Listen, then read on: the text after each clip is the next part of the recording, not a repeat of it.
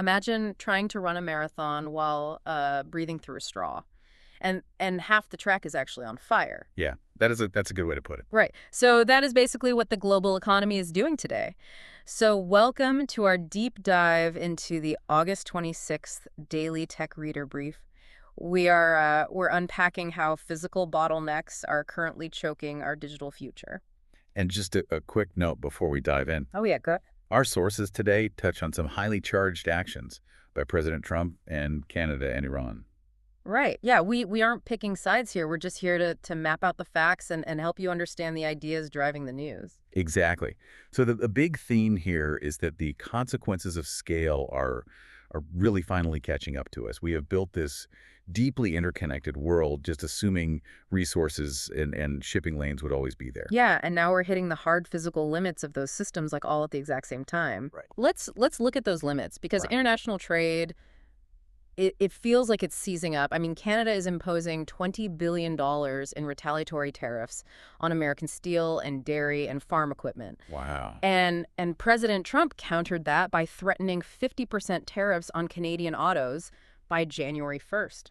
Which is just a massive escalation. Yeah, it's like tariffs don't usually act like a heart attack, right? They don't stop the blood entirely. They act more like arterial plaque. Oh, I see. So the goods still flow, but the economic heart has to pump twice as hard and pay twice as much to get them through. Right. And if North America has arterial plaque, Mhm. the Middle East is facing like a near total blockage right now. Yeah, what is happening with the Strait of Hormuz? Well, commercial traffic there is sitting at a 3-month low. Mm-hmm. Iran and Oman they're trying to negotiate a framework to reopen those shipping lanes.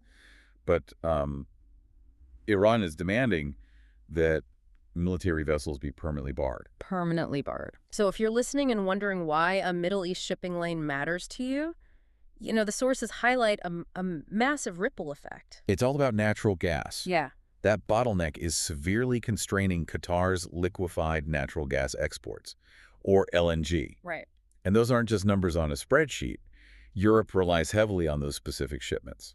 So a clogged waterway in the Middle East means European governments are suddenly scrambling to keep the heat on for winter. Exactly. They have these winter contingency plans, and they're all up in the air now. Which brings us to the economic consequence of all this friction, because when the physical economy pumps twice as hard to secure energy, you get inflation. Yeah, you definitely do. And the sources note the Fed's preferred inflation measure is stubbornly stuck at 3.7%. Right.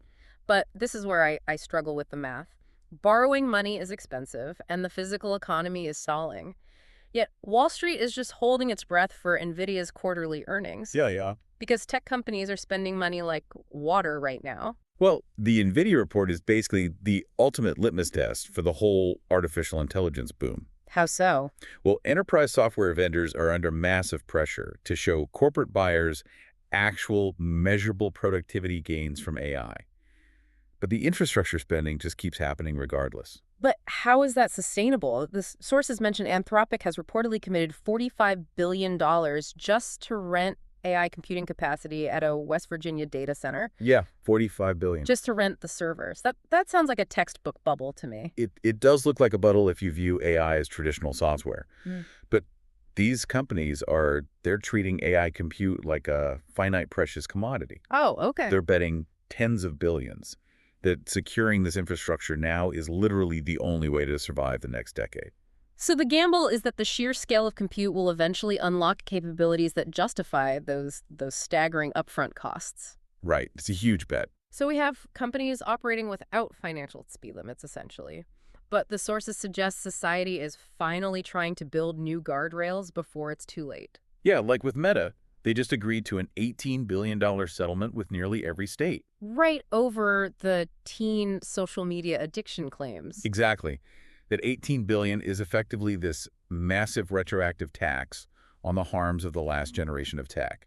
We rolled out social media, we saw the damage, and now we are paying for it years later. Right, which contrasts sharply with what Bill Gates is doing. Oh, yeah.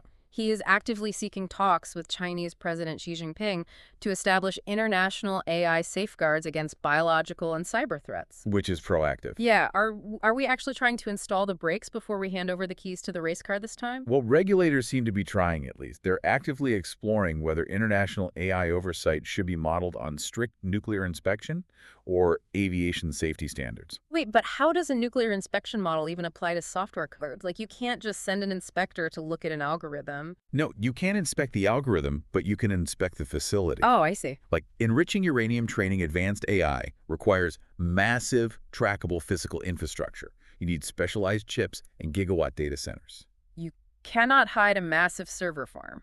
Exactly. So rather than trying to regulate the invisible software, regulators want to monitor the physical hardware limits, much like tracking centrifuges. Wow. Okay, that brings us to, honestly, the most fascinating insight from today's brief. Yeah. For the last 20 years, the tech industry operated under this illusion of infinite resources, right? Infinite data, infinite digital scale. Right, just living in the cloud. Yeah, but today's AI requires massive amounts of tangible physical electricity.